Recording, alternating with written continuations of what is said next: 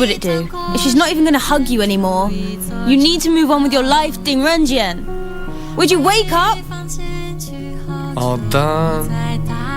Done. Does it even matter? I'm nothing like those developers. And I don't want to be. It's not right. I didn't take advantage of anyone. On the job, I turned it down. Hold on. Do you realize how much trouble I went through to make this opportunity possible for you?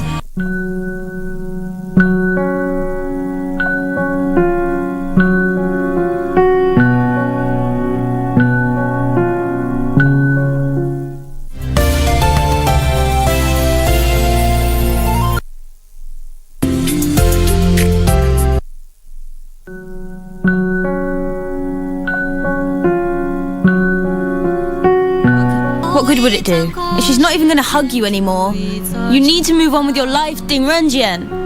Would you wake up? All done. Done. Does it even matter? I'm nothing like those developers. And I don't want to be. It's not right. I didn't take advantage of anyone. On the job, I turned it down. Hold on. Do you realize how much trouble I went through to make this opportunity possible for you?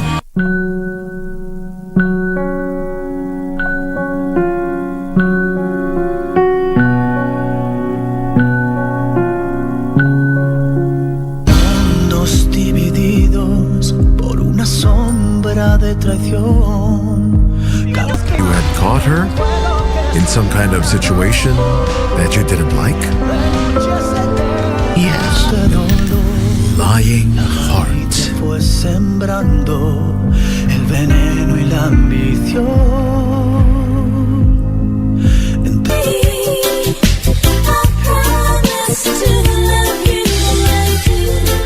If this is love, my dear, welcome to my world. And let us share, baby. I got you, baby. I got you. Log on to the KBC website at www.kbc.co.ke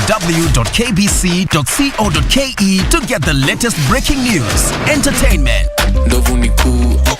sports, politics, lifestyle or business trends from Kenya and around the world. Never miss new episodes from your favorite TV shows, reruns and movies. Just stream online or watch live on your YouTube channel at KBC Channel 1 TV shows. For the day's biggest stories, trustworthy news and family entertainment, log on to KBC Channel 1. Watch what you want anytime, anywhere.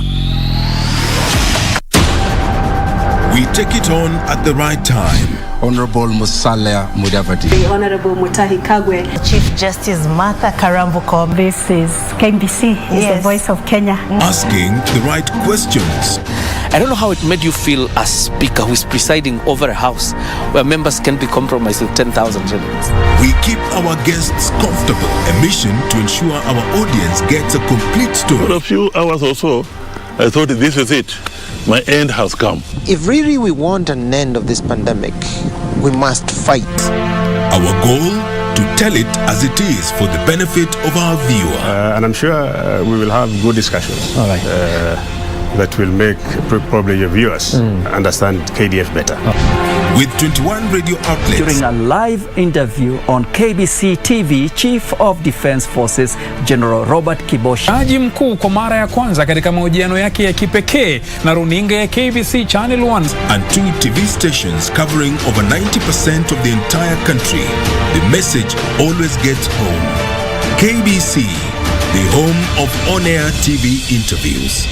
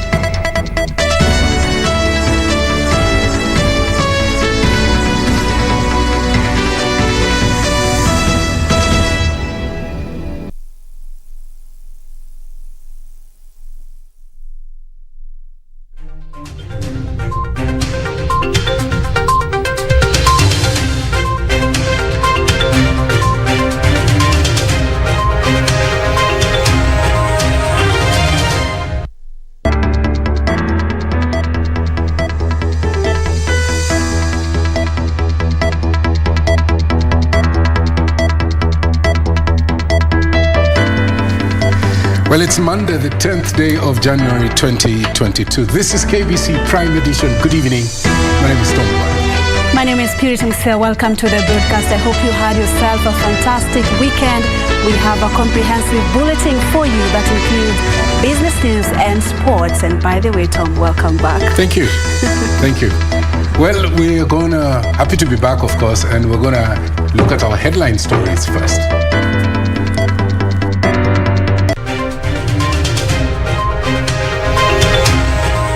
To say from the net here that we do not subscribe to any divisive talk. Meru Senator Mithika Linturi spends another night in police custody pending arraignment in court tomorrow as DP William Ruto condemns his remarks. A multi-agency security team deployed in Lamu as another attack claims 2 more lives.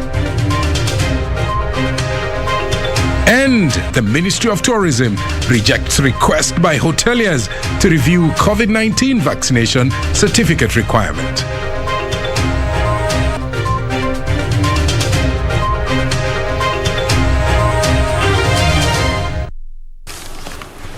Thank you very much indeed for joining us. Feel free to interact with us at Purity_Museo, at Mboya 24, at KBC Channel 1. The hashtag is Prime Edition. Lensa Odingo is our sign language interpreter tonight. Well, straight to our top story. Meru Senator Mithika Linturi will spend the night at Kaptembeo Police Station, that's in Nakuru Town West, awaiting to be arraigned in court on Tuesday. Even as the Chief Magistrate Edna Nyanoti cited lack of time to hear the matter on Monday, the prosecution will be seeking 7 more days to detain him. Linturi was arrested on Saturday for his utterances during a rally in Eldoret on Saturday that landed him in trouble. Ben Tronjue opens our coverage tonight. Meru Senator Mithika Linturi will miss Tuesday's Senate special sitting as he will be arraigned in a Nakuru court. On Monday, the prosecution led by State Counsel Jamsumba Onyango sought to hold the senator for a further 7 days pending investigations. One Honorable Franklin Mithika Linturi be detained for 7 days at Kaptembo Police Station, pending investigations in the matter. However, the court noted there was insufficient time to hear the matter and pushed it to Tuesday.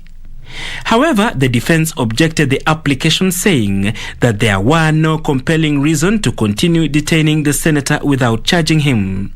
So the court should be interested in asking the prosecution, where have they been for the last 24 hours?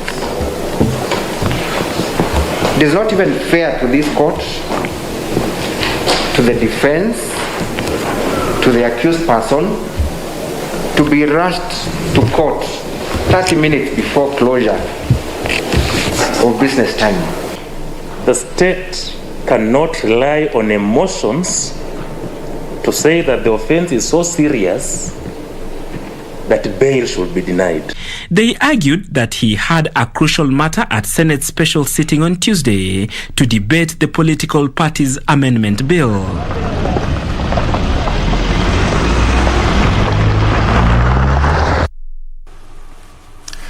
Meanwhile, Deputy President William Ruto has condemned the incitement remarks by Meru Senator Mithika Linturi. He, however, called for impartial application of the law in dealing with hate mongers in the country. Ruto, who spoke during a rally in Bomet, cautioned politicians allied to UDA to mind their language and avoid making inflammatory statements. Ruto's move comes in the wake of mounting criticism of Linturi's remarks and caution on politicians against undermining cohesion in the run-up to elections. Ben Chumba reports. Meru Senator Mithika Linturi's madoadoa statement took the center stage during the UDA political rallies in Bomet and Kericho counties, where the Deputy President William Ruto broke silence, asking UDA politicians to mind their language. And I want to tell members of my team, the Hustler Nation, that all of us must mind our language. All of us must be careful about what they say, so that we can unite this country, because that is what the Hustler Nation believes in.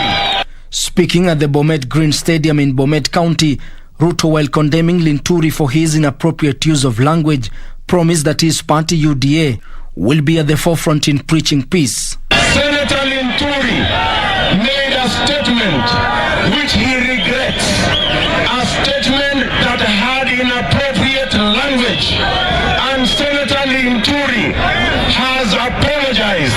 He has withdrawn the statement and he has unconditionally apologized to the people of Kenya. The DP was, however, quick to ask state security agencies to impartially deal with all hate-mongers across the political divide. We want every inciter in Kenya, whether they belong to UDA or they belong to the other side, we want the law to apply equally so that we can secure our nation. This even as the National Council of NGOs strongly condemn political utterances being peddled by some politicians. The council, while calling for political tolerance from both the leaders and their supporters, want relevant security agencies to arrest and charge those spreading hate. Tutasimama imara na wananchi wa Kenya na serikali yetu pia kuhakikisha wale wanatoa matamshi ya chuki wanachukuliwa hatua za kisheria, sababu kila neno ambayo inatoka kinywa cha kiongozi yote ni amana, na inatakikana pia kila kiongozi hawe na makini kuhakikisha kwamba asitambue maneno ambayo imelete shida. Similar sentiments were shared by a section of women leaders drawn from Mount Kenya who warned politicians against making statements that could plunge the country into chaos ahead of the general elections. Sisi ndio wazazi wa watoto wetu wale waliuawa 207. Sisi ndio mabibi ya wazee wetu wale waliuawa 207, na huwezi kuturudisha nyuma. We are speaking as women from 7 political parties in Mount Kenya. Our agenda is peace. That is most important, and we have said we will throw our weight as women in Mount Kenya behind the leader who will assure us of peace, cohesion and unity. Ben Chumba, Prime Edition. The Coast Regional Commissioner John Elungata has assured Lamu residents of their security, this despite a series of attacks in the region. Speaking on the sidelines of a security meeting with Lamu leaders led by Governor Fahim Toha and Lamu security officials, the RC reiterated that the security agencies are vigilant and will restore peace in the country. This as yet another attack in Kibaoni claimed 2 more lives, and Buru has that report. Security in Lamu County has continued to be heightened amid yet another attack in Kibaoni that saw 2 people killed by unknown attackers.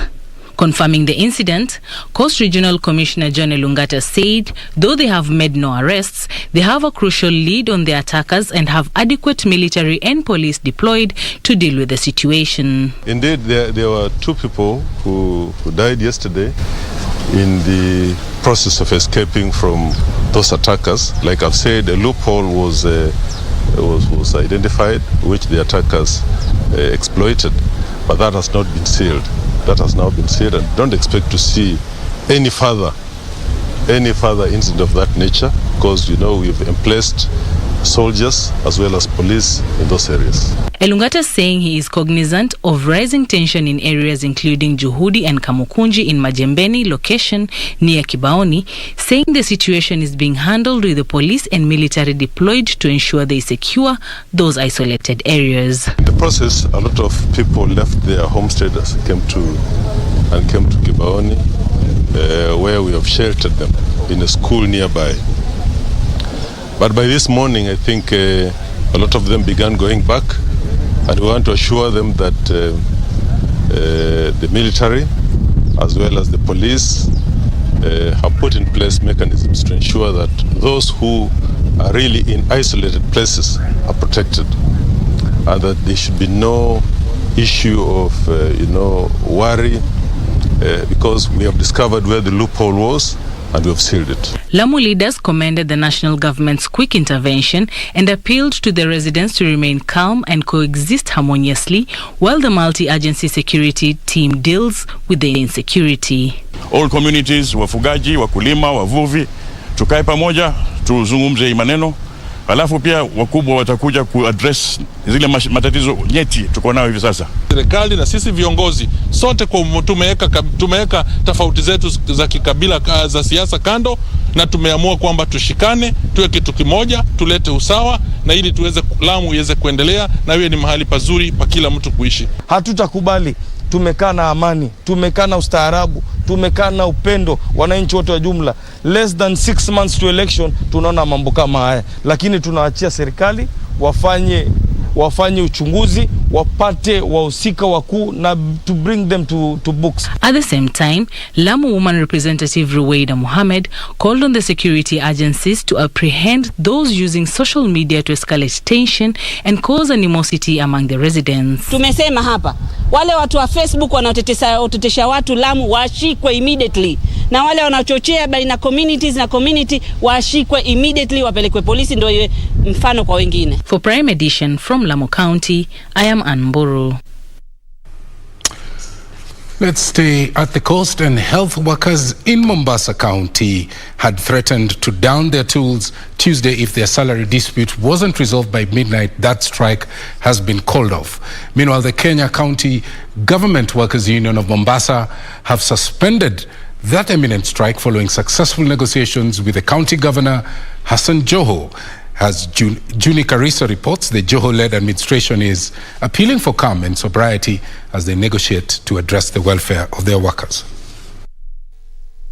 Monday morning at the Freedom Tree at the Coast General Hospital, 5 health workers unions converged to air their grievances on the settlement with their employer.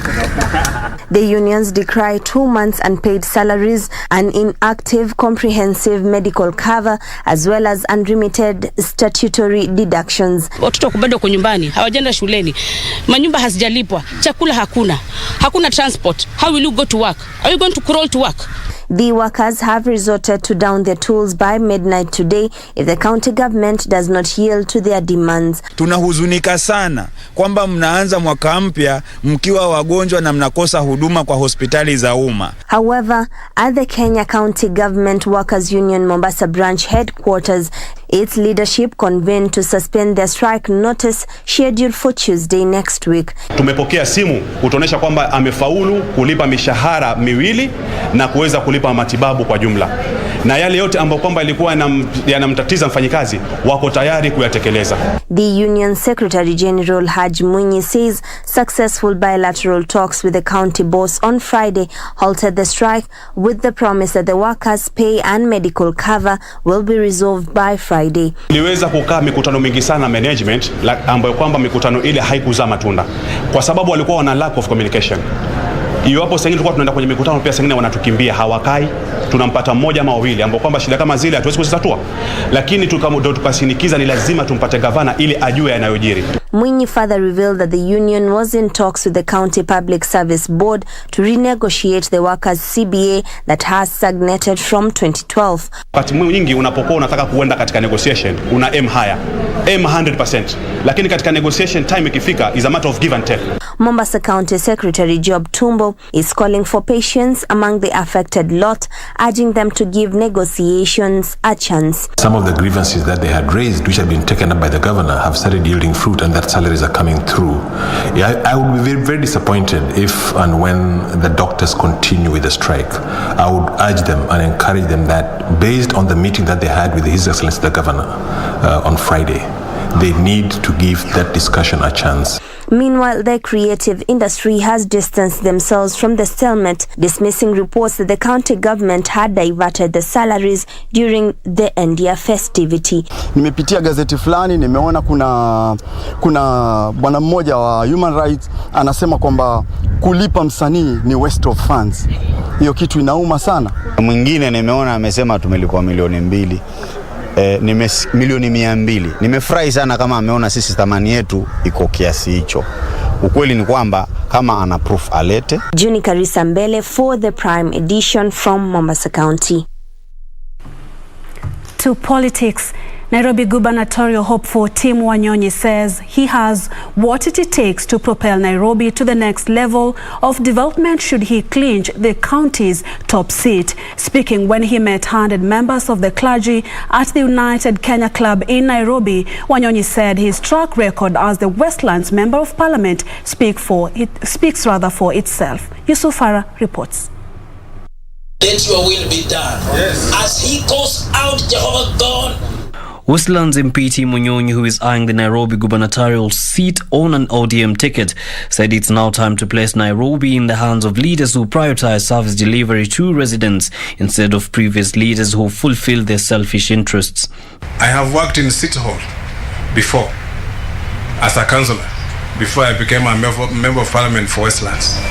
I know what it takes for us to fix Nairobi. And Nairobi cannot be fixed by an individual. Nairobi will be fixed by the people of Nairobi. The people of Nairobi must stand up and say enough is enough. We don't want people who come and take advantage and deliver nothing, promise heaven and deliver zero. Elsewhere in Bungoma, a section of Luo MPs have rooted for Deputy President William Ruto's presidential bid, saying he has better plans to revive the economy through boosting small-scale trade. Nimeongea na watu ya bodaboda, nimeongea na manamba, nimeongea na wale wakulima, nimeongea na wale watu maskini, na wakaniambia chama ya kuingia ambaye anaweza kubadilisha maisha ya watu ya Bungoma ni chama ya UDA. Ana sera za kuinua wamama, ana sera za kujenga uchumi wa taifa. Huyo ndio president tunataka. And the commissioner with the National Cohesion and Integration Commission, Doricus Kidogo, has warned hate-mongers in political rallies of stern action. The commissioner spoke at a funeral service in Muhanda village in Vihiga County, where differences between ODM and ANC leaders took center stage. Chunga sana, wakati huu ni wakati wa kuomba kura. Omba kura yako vizuri pamoja na watu wako. Ukiwaambia waanze kuzusha, walete vurugu, sisi tutakabiliana na wao, hatutakabiliana na yule alikuambia. The commissioner added that the commission won't entertain such inflammatory utterances. Yusuf Farah reporting for Prime Edition. Well, that story brings us to our first break right here on KBC Prime. We are live on all our social media platforms. Do tweet us also at KBC Channel 1 News. The hashtag is Prime Edition. Stay with us.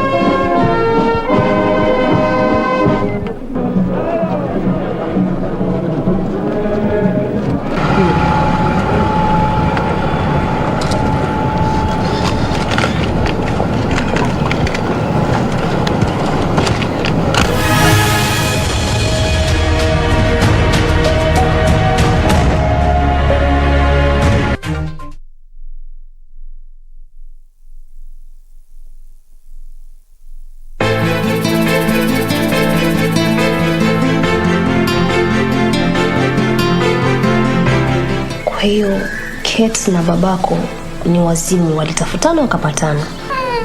Alikwambia yualala nani? Ataweza kwa tuchungulia hapa. Hii ni changamoto mojawapo ambayo mtu hupitia katika ulezi. Na mimi sitaki kuona hapa. Sitaki uje hapa tena. Unaficha nini? Na kuona umeficha nini?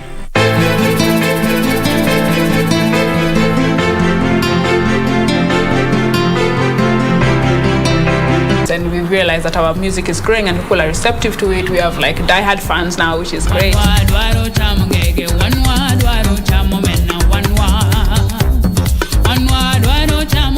Aroboy was so mad, akasema wanaume waache umbea, waache kusengenyana, waache kuropokwa. Shika nina drive na maye.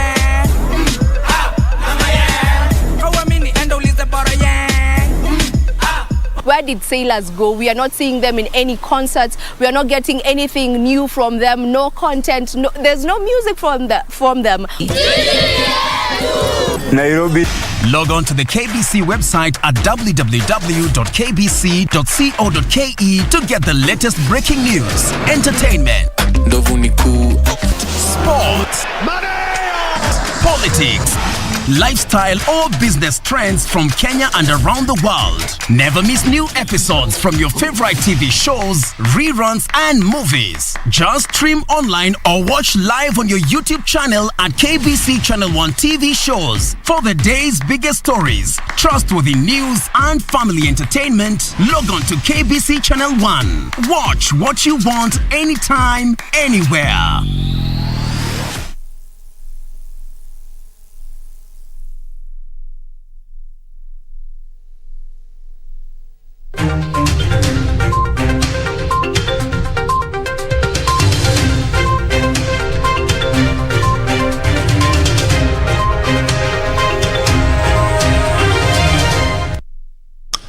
Welcome back. Teachers and learners in Milimani Community Primary School, that's in Malindi, Kilifi County, are pleading for assistance to help them address an infrastructural challenge at the institution. The school, which is near the town centre, has only 2 toilets, lacks enough classrooms, and has no desks for learners at all. Let's see how the pupils share toilets with their teachers, irrespective of their gender. This school in Malindi, Kilifi County has only 1 toilet that is shared among teachers and learners. The teachers are also forced to sit under this cashew nut tree as the institution lacks an office block. Learners are forced to sit on the floor as the school has less than 10 desks in an institution of 188 pupils. Wakati wa kuandika inakuwa vigumu kwa sababu hawana pahali pa kuwekelea, ni kwenye mapaja. Madawati ya kutosha hakuna, ni kama madawati mawili yaliyoletwa na mfadhili mmoja. Kuna floor iliharibika, pia mabati ni hivyo ambavyo mmesikia hapo yanachapa. Joseph Kambi Kazungu, a retired teacher who acts as the deputy head teacher at the school, says the institution has made the learning environment unconducive. Angalau kama kutakuwa na usaidizi kama tunavyojua sisi, ni vile vilivyojengwa tayari vile, na kuna kisehemu kingine kule, ukiangalia kule kuna kisehemu kingine kule. Hicho nacho tuliambiwa, huyo mwenyewe amekubali kukitoa kwa shule. He said the school, which is run by parents, requires urgent intervention because the challenges pose a major health hazard to both the learners and staff. Serious. Because ukiona watoto choo ni kimoja cha wasichana na wavulana pamoja na walimu. Hii ni aibu gani Malindi hii jamani? The school was first built by Devolution Chief Administrative Secretary Gideon Mungaro when he was elected Member of Parliament for Malindi. Then William Tengo built 2 more classrooms when he was elected MP in 2016. To the corridors of justice, the High Court has extended orders to freeze the lease of Mumia's Sugar Company pending hearing of new applications on contempt of court and jurisdiction. Justice Anthony Ndungu warned that anyone who disobeys the orders would be doing so at their own peril. Mumia's Sugar Company woes continue as the High Court extended orders seeking to freeze the lease of the company. Justice Anthony Ndungu extended the orders after Mumia Sugar Company filed a contempt of court application against Sarai Group of Companies who won the lease of executing the lease without the consent of Mumia's company or seeking leave from the court. Sarai Group, on the other hand, filed an application challenging the jurisdiction of the court to hear the matter, arguing that the freeze orders were overtaken by events as the injunctions were issued after the lease had been awarded. Justice Anthony Ndungu directed that the applications be heard on the 22nd of January this year. Confirm the copy. Meanwhile, the hearing of the Arol and Kimwarel Dam scandal involving former Treasury Cabinet Secretary Henry Rotich continued on Monday with an amendment to the charge sheet. Under Section 214 of the CPC, the prosecution, Your Honor, is allowed to make amendments to the charge. Former Inspector General of State Corporations Titus Moreidi would take plea after the amendment of count 26 of the case, which accused him of using his office to intentionally issue a misleading report on the Aror and Kimorel dam projects to the Cabinet Secretary for East Africa Community and Regional Development, Aidan Mohammed. Finally, a businessman has been released on a 1 million shillings bond after denying obtaining over 4 million shillings by false pretenses. Peter Gitao denied obtaining 4,139,200 shillings from Peter Njenga Muhika by purporting he was in a position to assist him purchase a house in Buruburu, Nairobi in October 2018, yet he knew he couldn't. He may be released on bond of 1 million shillings with one surety of similar amount or cash bill of 500,000 shillings with one contact person, will be supplied with copies of witness statements, the charge sheet, and any other documentary evidence. The case will be mentioned on 24th of January. For Prime Edition, I'm Ben Troinjue. An update on the COVID situation now. The coronavirus infection rate has remained high in the last 2 months, with the positivity rate ranging between 20 and 30%. In the last 24 hours, Kenya reported 1,034 cases of the infection, and the disease positivity rate stands at 20.8%.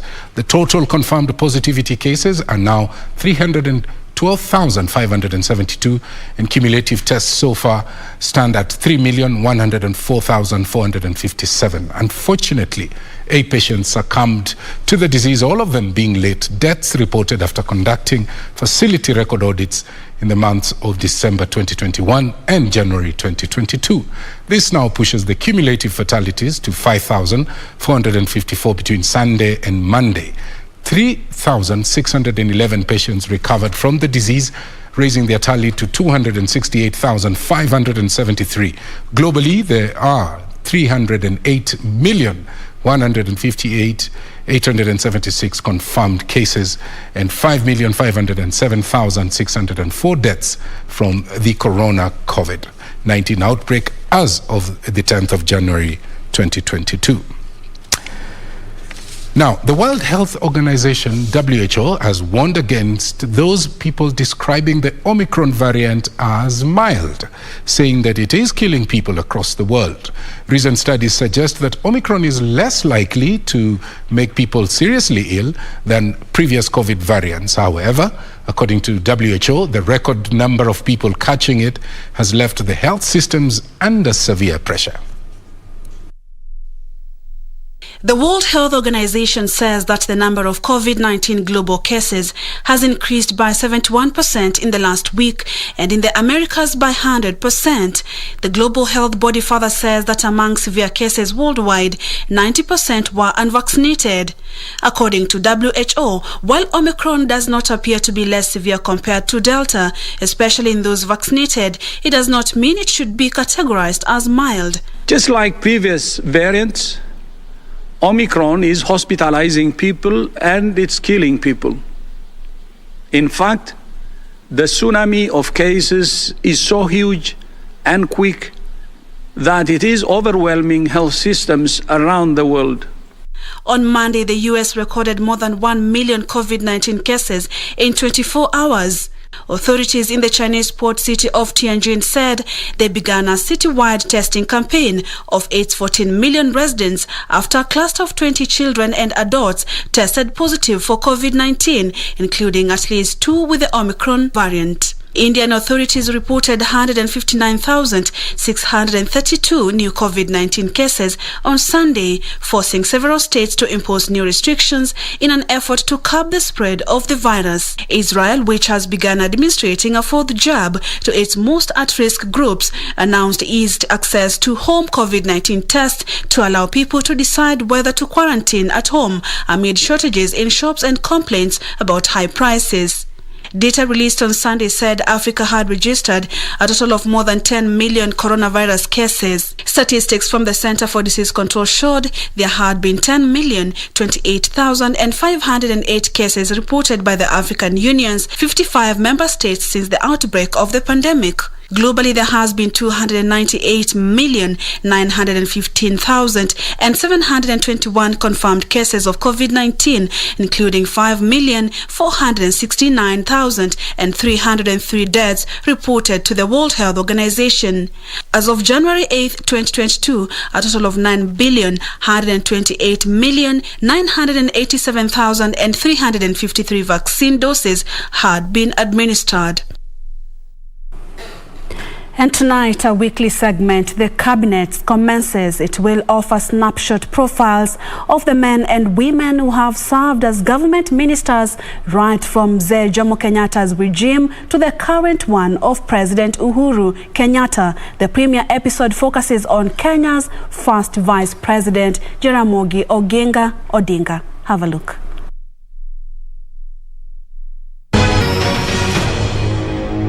Jaramogi Oginga Odinga was born in 1911 in the then Central Nyanza, now Bondo, in Siaya County. After completing his formal education in 1939 with a diploma in education from Makerere University College, he taught mathematics at Museo School from 1940 to 1942 and later served as principal of the Museo Veterinary School between 1943 to 1946.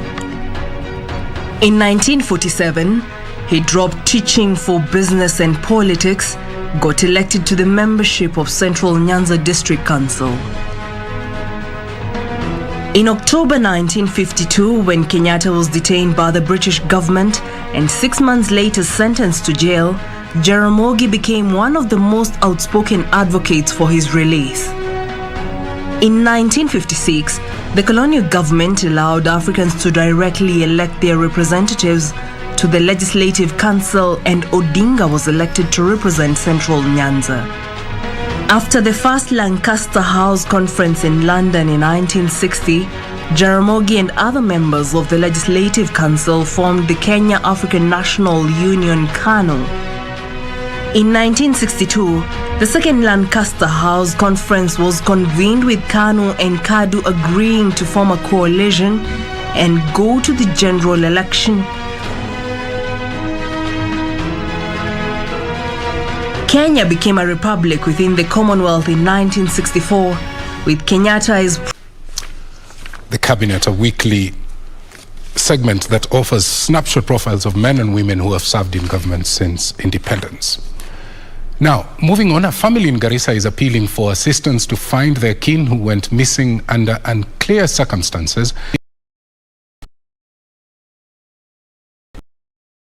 21 was acquitted after investigations failed to link him to terror charges that had been preferred against him. This story and more in our Country News Roundup.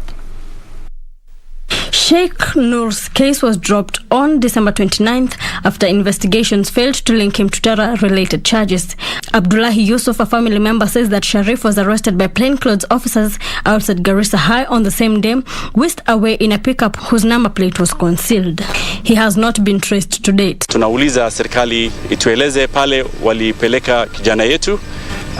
Sisi kama familia tunaheshimu serikali, lakini tunaomba haraka iwezekanavyo ijulikanwe pale alipopelekwa. Meanwhile, police officers in Embu have commenced investigations into the death of a man who was found murdered by the roadside in Blue Valley Estate within Embu West Sub-County. According to the area police commander Julius Kimbure, preliminary investigations indicate that the man, who is yet to be identified, succumbed to stab wounds after a confrontation involving 5 men around midnight on Monday. Mpaka sasa sisi tunaendelea na utafiti wetu. Tunatafuta mashahidi ambao labda pengine walikuwa wameshuhudia na waliweza aidha kuona hao watu, tuone kama tunaweza tukawashika. Elsewhere, shock and grief has engulfed residents of Kirwara village in Gatanga, Murang'a County, as the body of one of 3 Class 7 students at Mboya Primary who drowned at River Kiama was retrieved by a local volunteer diver. Tulisikia ripoti kutoka kwa wakaaji wa area hii ya kwamba kuna watoto watatu ambao wanaonekana kwa hii mto Kiama. Ndipo tulichukua hatua, tukaja hapa tukakuta ya kwamba wao tayari wameshaaga dunia. Ndio tulichukua hatua, tukaita polisi. Siku ya jana tuliweza kutoa vijana wawili kwa hii mto Kiama. Tukakuwa tumetoa vijana wawili, mmoja akabaki. Sasa tumekuja asubuhi tukajaribu vile tutaweza, tumetoa mmoja. The 2 of the other bodies were retrieved yesterday night by the same village divers. The boys are said to have gone on a swimming escapade before the incident happened. The bodies of the 3, Maxwell Mwaura, Regan Karanja and John Mambo, have been moved to General Cargo Mortuary in Thika. Finally, 94 foreigners of Ethiopian origin, including minors, have been nabbed at Kitengela town in Kajiado County. The foreigners, all male, were smoked out of their hideout by police officers in an apartment within Milimani area in Kitengela, following reports of suspicious businesses within the isolated premises. Lakini naleta container meja siku saa 8 ingiza ndani, hata watu moja mekelele na biga tumiga rungi, lakini shida mingi sana. Nimelala chini, hata shida tu tembea kwenye mguu. Siku 3 kwenye mguu tembea, watu wa Kenya 3 na biga, lakini hata sasa hivi mimi natokea kwenye sopa miezi 4 hii. Reporting for Prime Edition, I'm Wamboi Otiende.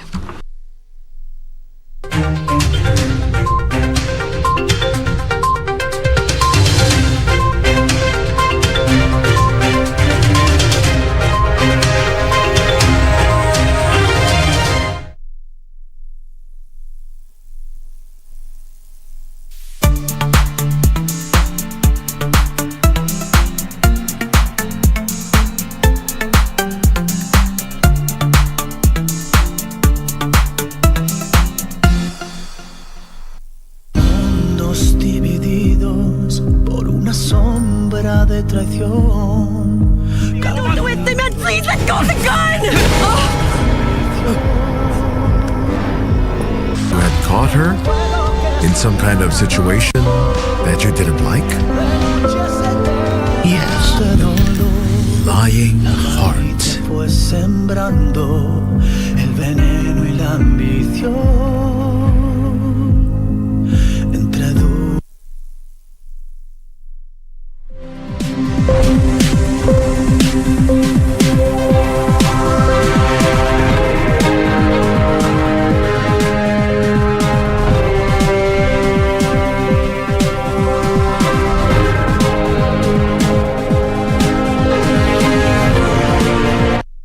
Good evening and happy new year. Hope that you are enjoying your year.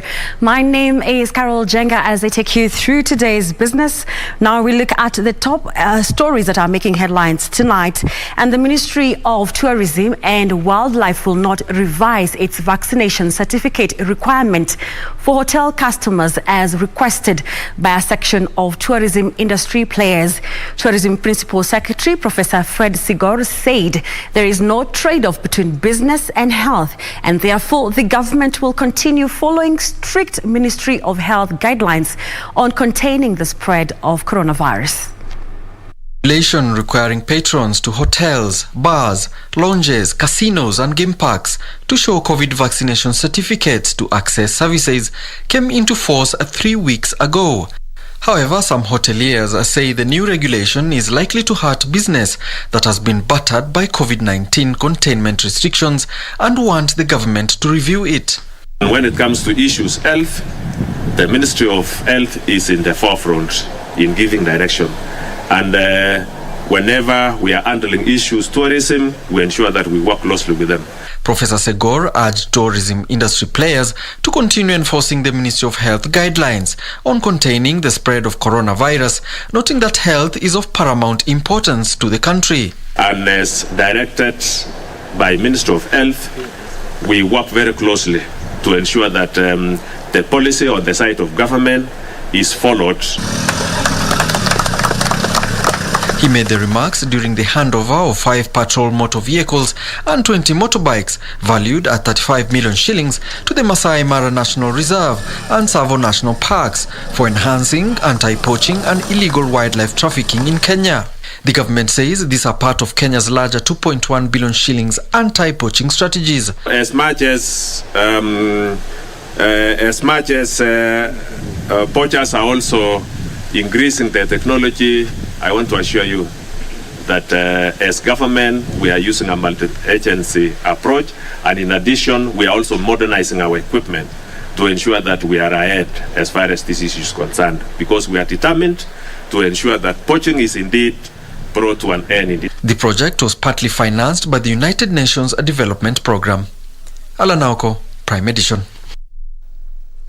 Now, Insurance Regulatory Authority is challenging underwriters to enhance value and trust in insurance to grow uptake, while officially handing over an insurance operating license to Equity Life Assurance, which is a subsidiary of Equity Group. Insurance Regulatory Authority Chair Abdulrahim Haithar says there is need to increase the number of players so as to lower the cost of premiums.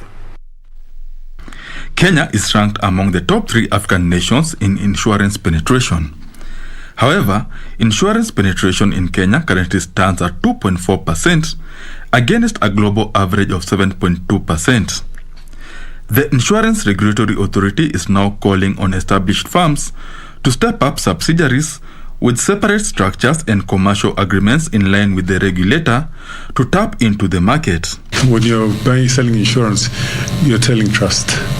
And when people trust the name, they buy into it.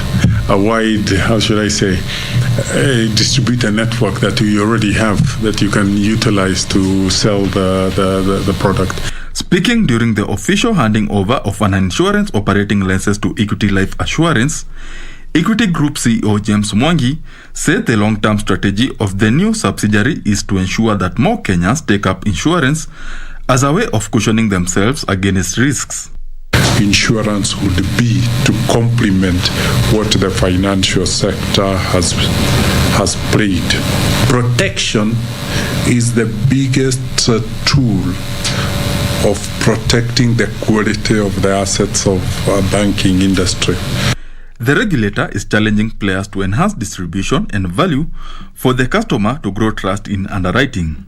Make our contribution, maybe in making protection more inclusive, maybe trying to simplify protection so that it's more widely understood by people, and hopefully make insurance protection as accessible as maybe financial access has become accessible. Equity Life Assurance joins 61 other insurance providers in the country. The top 5 life assurance companies in Kenya by turnover, which have a combined market share of 63.4%, are Britam Life, ICEA Lion Life, Jubilee Insurance, Canada, and Sanlam Life. Benson Rioba reporting for Prime. Now, to some good news for transporters and importers, Kenya Railways has slashed by a third the transport tariff for cargo being ferried by rail between Mombasa and Malabar in efforts to lure importers and transporters to embrace rail transport. The changes for transporting a 50-50 container between Mombasa and Malabar has reduced from $1,200 to $800.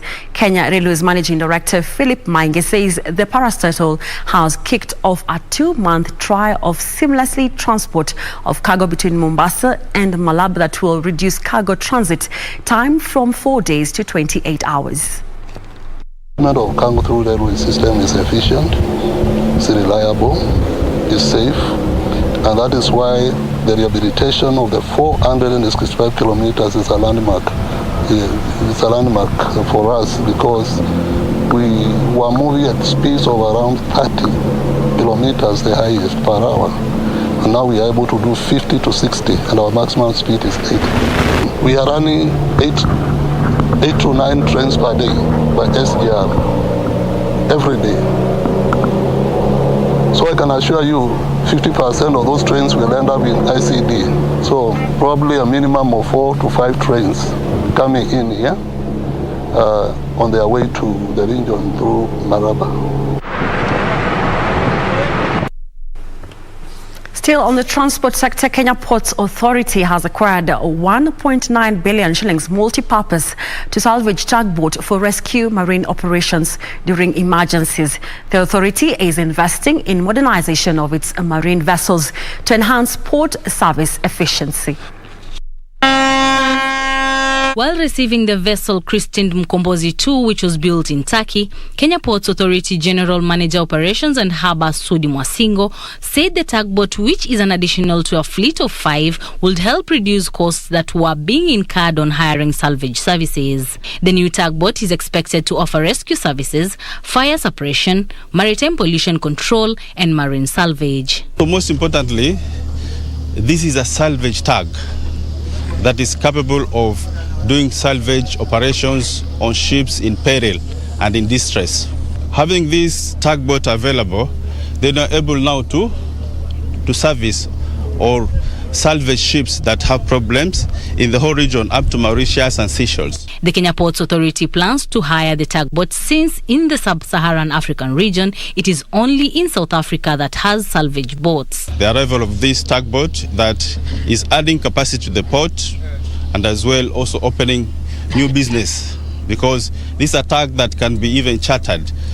And we're also getting reports that some countries like Oman and Qatar, they also want to charter this salvage tug. So it's assisting us in 2 ways, by adding capacity and also giving us a new business line and also helping others in peril. For Business News from Mombasa County, I am Ann Buru. And that is how we wrap up business news for tonight. But before I go, here's a look at the Forex market report. My name is Carol Jenga. Have a good night and see you tomorrow for more business news.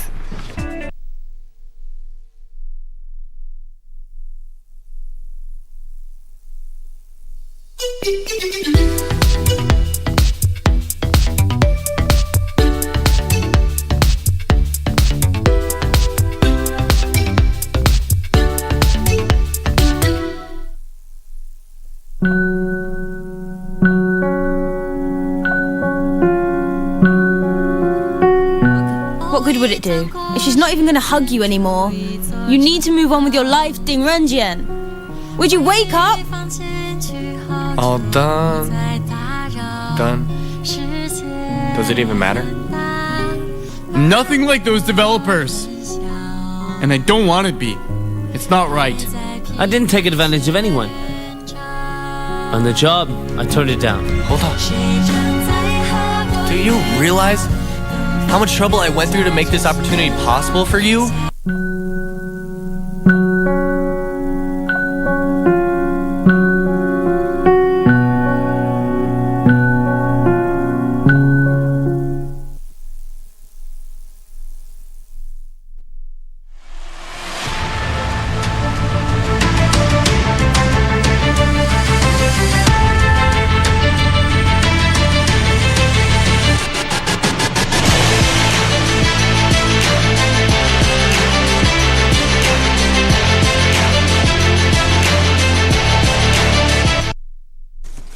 Welcome to the sports segment. The 2021 African Junior Champion Angeli Okutoi left the country yesterday to compete in the junior category at the prestigious Australia Open to be held from the 22nd to the 29th of January. Angela, who was recently ranked 60th on 3rd of January 2022, will also take part in the J1 Triathlon event in the same country from the January 14th all the way to the 19th as she eyes to advance to the top 30th. Okutoi is among 46 players from the main draw in the girls category and will be her first Australian Open Junior Championships. Great stuff, Andy, great stuff. Well done.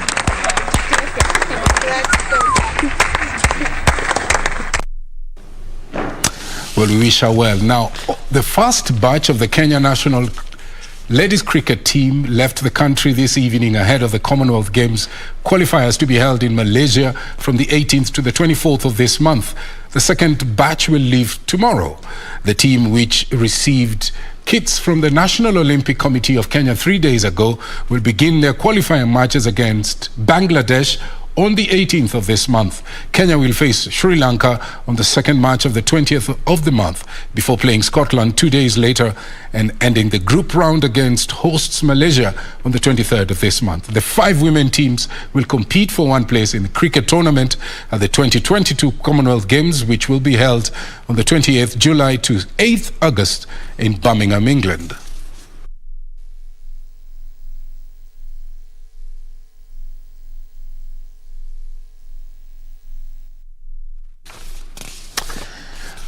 African giants Morocco, Senegal and Guinea began their Africa Cup of Nations title hunt with wins as the continental tournament entered day 2 in Cameroon. A Sadio Mane penalty 7 minutes into stoppage time enabled lackluster Senegal to beat Zimbabwe 1-0, a winning score posted by Morocco and Guinea against Ghana and Malawi respectively. Gabon will face Cameroon tonight from 10 p.m. in a day 2's late kickoff. What they've seen. Chance now. Oh, and there it is. The fear factor kicks in, and so. Sport to Conte. Controls well. Here's the pullback, and there's the opening goal again. 1-0. 42 county football associations and leaders from the coastal region unanimously endorsed Twaham Barak to vie for the vacant Kenya Football Federation FKA presidency in the election set to be held by April this year. Led by Jomvu Member of Parliament Badi Twalib, the leaders insisted on the need to revive football standards, which had dwindled in the country over the past many years as a result of poor leadership and lack of inclusivity of the stakeholders. Led by Jomvu MP Badi Twalib, the leaders insisted on the need to revive football standards, which has dwindled in the country for many years as a result of poor leadership and lack of inclusivity of all stakeholders. Twaha reiterated his commitment to ensure equitable distribution of funds to all the 47 counties to develop the game and roll out a nationwide scouting of players for national teams besides those selected from top-tier leagues and introduction of a sustainable youth programs which will ensure a well-structured football system at all levels. Wale viongozi walipita katika sehemu nyingi sana. Twaham Barak amesimama na mpira kwa miaka ya kutoka utotoni mpaka leo. Mimi nikiwa mjumbe nasema wakati wa kupanga mpira kwenye meza umekwisha.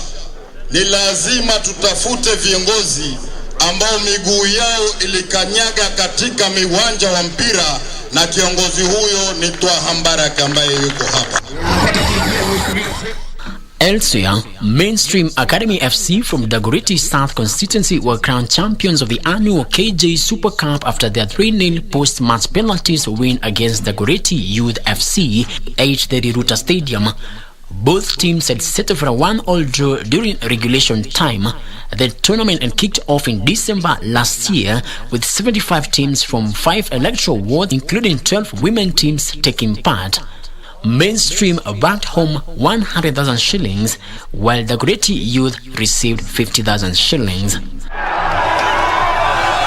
Frederick Mwoki for Prime Edition. Further afield, Ralph Rangnick will get his first taste of the FA Cup when Manchester United play host to Aston Villa in the third round.